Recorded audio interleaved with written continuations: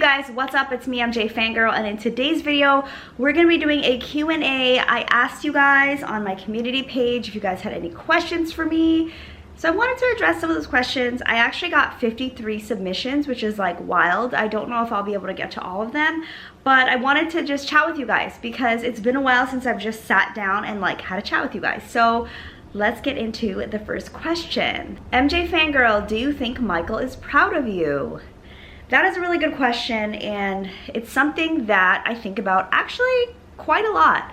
One of the reasons why I try to keep my channel really like music, career, accomplishment, I keep it focused on like Michael as a person and as an artist, mostly because I want to stay true to what I feel like is super important in helping to like maintain and promote his legacy, which is talking about the positive and like all the good that he did for the world and all the great sacrifices that he made to become an entertainer and the king of pop and all that. And so I think that he's proud of me because it takes a lot of like, it's funny because a lot of people are like, oh, MJFANGIRL, you're gonna run out of ideas, whatever. No, there's always ideas. There's always news that comes out, but it's very hard to like try to stick to my guns and only post about what I want to post about, which is sometimes not the most popular topic. You guys know I've never made a video about leaving Neverland, never made a video about any accusations or allegations, never made a video about that kind of stuff. Nothing controversial because I've always wanted my channel to be family friendly. And so I think Michael would be proud of me.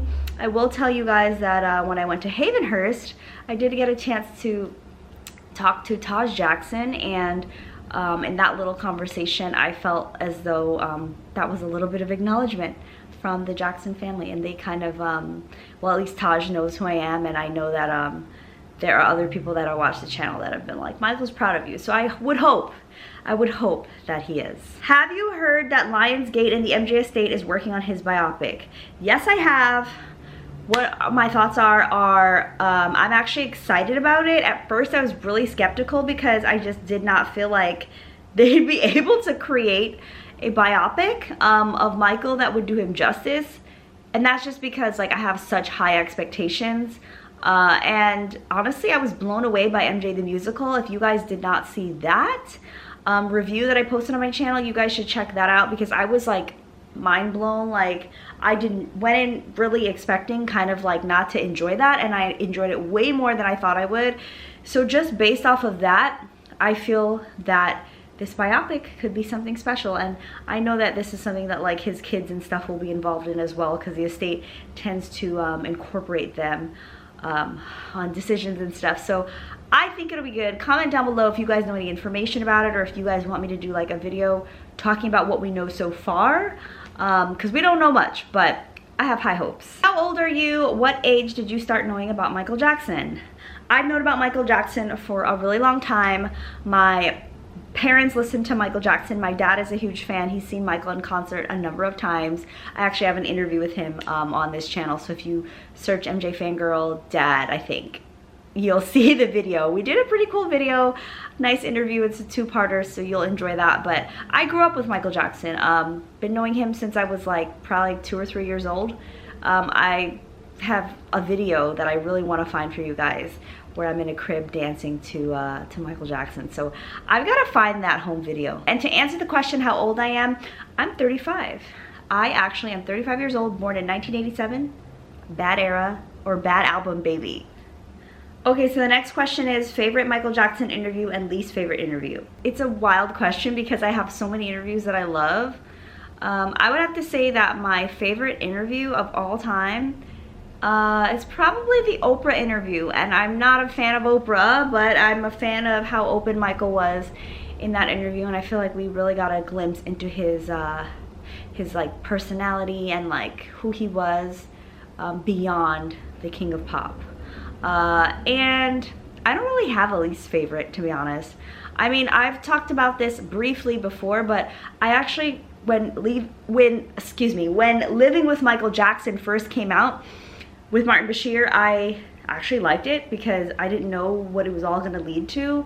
But now in retrospect, that's got to be my least favorite, right? Because like, look at what happened after that. It was detrimental to Michael's career and to his life, and that's got to be my least favorite. But when it came out, I actually like enjoyed watching it and getting a closer look at Michael. So I can't really give a straight answer for that, because like every interview you learn something about Michael, and so I feel like just learning about him and all that is key. Although I will say, you know what, I'm gonna take that back. I'm sorry, I just gave this whole answer.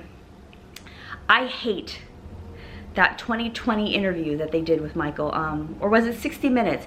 It's 60 Minutes with Ed Bradley. I never go to watch that interview. It just reminds me of such bad times, and when Michael was at a bad place, and when he was just treated so awfully by like the press and the police in the world. And so that's my answer for that. What is your favorite MJ song ever? I have so many of these, to name a few. I love Human Nature. That's probably my favorite Michael Jackson song ever. I love Someone Put Your Hand Out. Jackson 5-wise, I love Shake Your Body Down to the Ground. I love Destiny. I love Maybe Tomorrow. What is it like being a YouTuber for almost 5 years?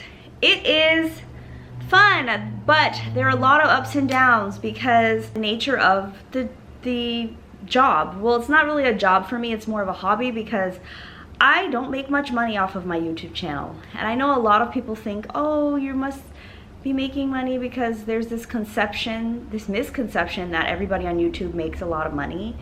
I don't know why that is. Maybe you guys don't think that, but there have been people that have been like, oh, do you do this full time? And I'm like, my views are pretty steady, and my channel is now over 30,000 subscribers. So there are channels out there that have content that's really, really great for like ads. People want to advertise on their videos because they're super advertiser friendly. Not the case for my videos as much, and it could be just because of the way that I'm titling things or tagging things, but for the most part I don't make that much on ad revenue. So sometimes, you guys, it does become frustrating because I devote a lot of time and energy to my channel, like during my work week, especially now that I work at a more like strict and rigid company. My old job, it was very like loose and flex. Like I used to be able to edit like during lunch and even at my desk when there was not much going on, you know, or I would go on business trips and I could film or edit or whatever.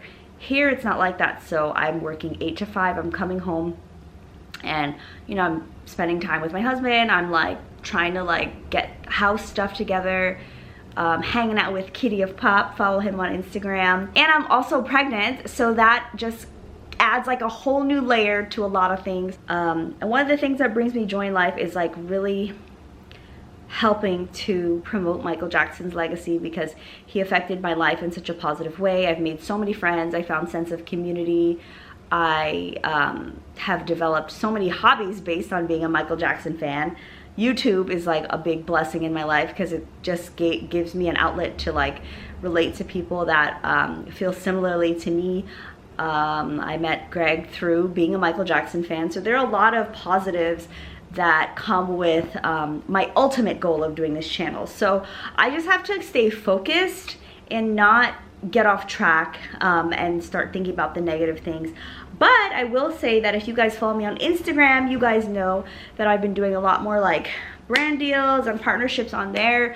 So that's helped me a little bit because I start to feel like, okay, some like brands see my worth. The Michael Jackson estate might not be working with me, or might not want to tell me things ahead of time about what's happening, or, you know, share things with me so I can share them with you guys. However, working with other brands and branding myself as more of like a lifestyle blogger over on Instagram has helped me out a lot to stay motivated. And so then I come back to the Michael Jackson channel and I'm refreshed. But overall, I really love it. You guys have been awesome. Like for me, this is kind of like a dream come true to be able to do these videos and to get the feedback and to have that discussion. So that's how it's been being on YouTube for 5 years. Okay, so the next question's kind of related. It's asking about travel. Are we planning on traveling anywhere this summer, like Las Vegas or Gary for Michael's birthday, or is that off the list because the baby's on the way? That is off the list this year, you guys. My baby's due this summer. I'm not doing anything for June 25th. I'm not doing anything for Michael's birthday. Although I will miss those times this year. Hopefully in the next few years I'll be able to attend that again. Probably next year, knowing me. But this year is a definite no. Oh, this is a good one. Do you have a top 3 favorite remix songs by Michael? Okay, so I would say my top remix song is the History remix. I think it's a Tony Moran one. It's the one on the History in the Mix album, Blood on the Dance Floor. That is so dope. I love that more than the original song. It's so good. I like remixes in general, especially like a lot of the ones that are online. Like I love all of the SWG Single White Glove mixes. Those are so dope all the time. I really love his Man in the Mirror one. It's just so impactful and it pulls at the heartstrings. And also he did a really nice Blood on the Dance Floor one that I actually heard during the Teddy Riley verses. So supposedly he used that Blood on the Dance Floor version, Blood on the Dance Floor remix, I'm sorry, that Single White Glove made, and not the original one that he made or he produced. So anyway, but I like that. So check out Single White Glove. I know his channel was offline for a bit, but now it's back. So check that out. Have you ever felt to quit YouTube due to life commitments and hurdles in the way? Not getting the desired viewers and subscribers initially, etc. I would say I've never wanted to quit because of like lack of subscribers. I have felt sometimes like, man, I wish I had more views, or I wish I had more subs. Like I definitely have felt that, but I've never felt that I wanted to quit.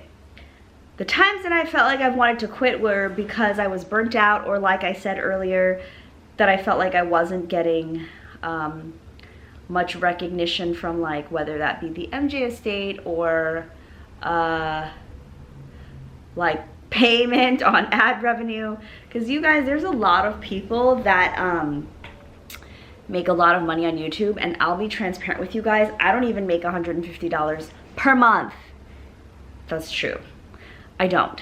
And I spend a lot of time editing. I spend a lot of time like buying equipment and making sure that I have like things that are like up to date for you guys. You know, I updated my lighting, I updated my software, I updated my audio. And so to not see return monetarily is hard for me.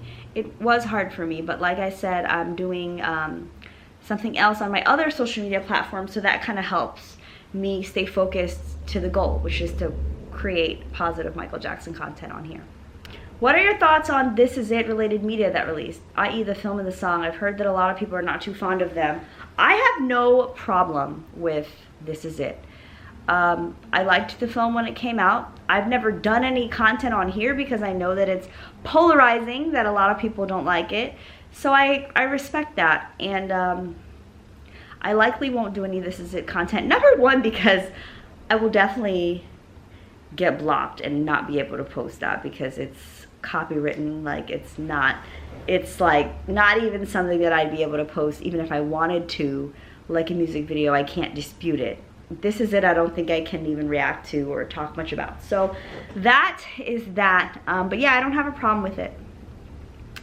I enjoyed seeing it, and I think I saw it in the theater 2 or 3 times, and I have the DVD and the Blu-ray and all that. How often do you wear your MJ shirt collection apparel? Do you wear them on a regular basis besides just for videos? Yeah, I do. I actually don't really buy any other t-shirts. I might have like 5 or 6 other shirts with stuff that I like on them. Like I have a Disney shirt, I have a couple Mike Tyson shirts. What else do I have? A Spice Girl shirt. I really don't buy t-shirts anymore because I just wear the Michael Jackson shirts. And yeah, I wear them a lot. Lately, not as much because they're not fitting me as well.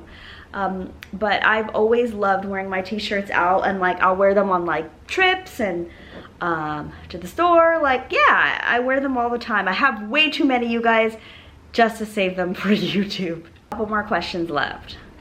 If the Michael Jackson estate left you in charge of releasing more of Michael Jackson's unreleased songs, what approach would you like to take as far as selecting songs and making them available for public consumption?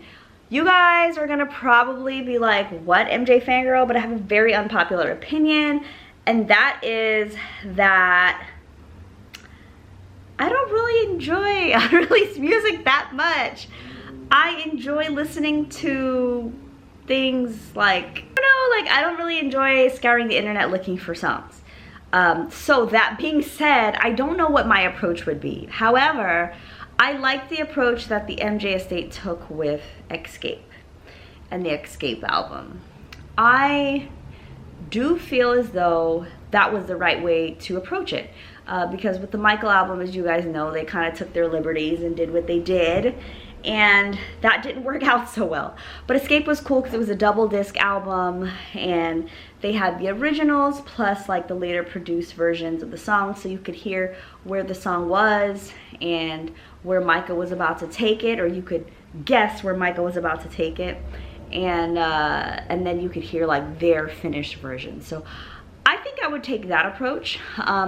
But I do think that, I'm sorry to say this, but I don't think that there's a lot of finished songs. I think there are a lot of like segments of songs and melodies and stuff like that. I don't think that there are tons of finished songs. So if I was the estate, I would spread it out over the next several years, because you know what, you guys, like if you see Elvis or Beatles or whatever, they've always got new albums coming out, new songs, documentaries, all that kind of thing. And I guess it's there's a lot of footage and things that are spread out.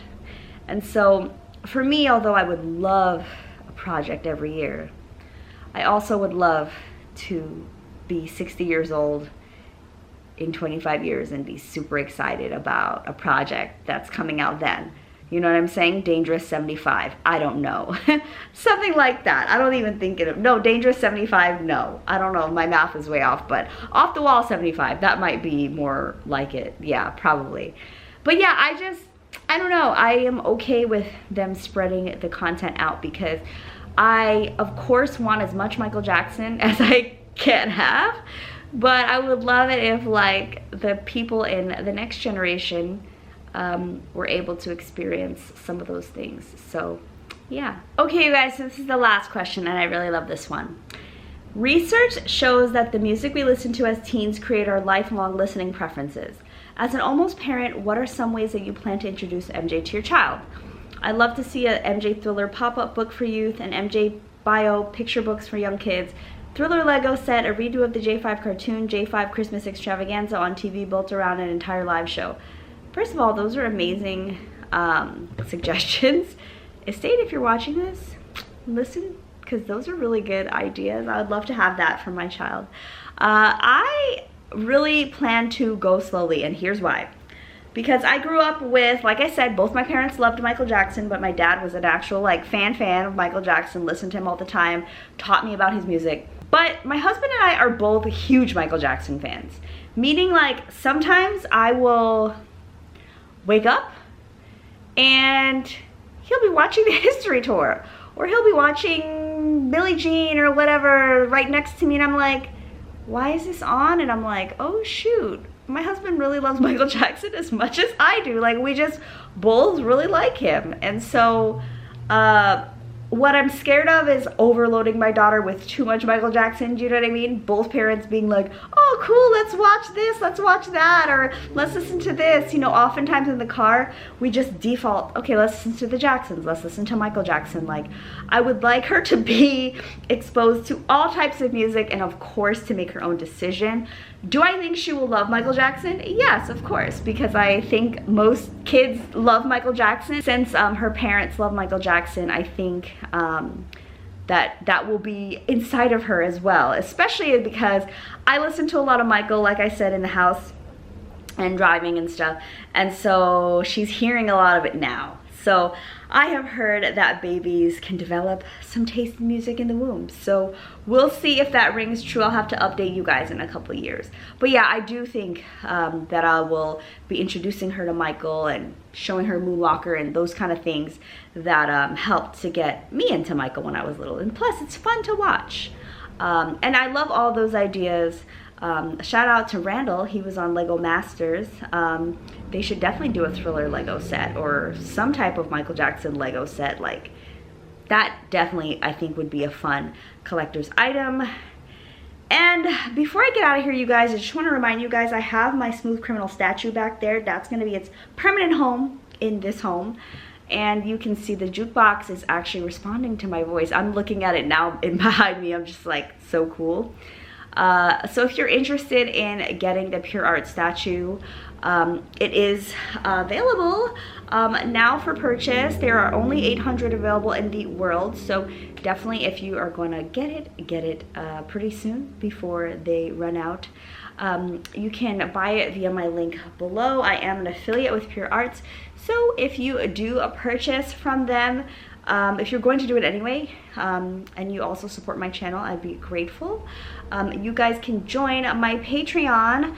Patreon is a membership where I do audio vlogs and some videos that are just for Patreon members. So you may want to join that if you want access to additional content. I'm also updating you guys every time I post on Patreon, on the channel, or on my community page. But so far I've got a bunch of videos up for like people that really want to do YouTube seriously, as well as for the regular membership tier, which is only $3 a month.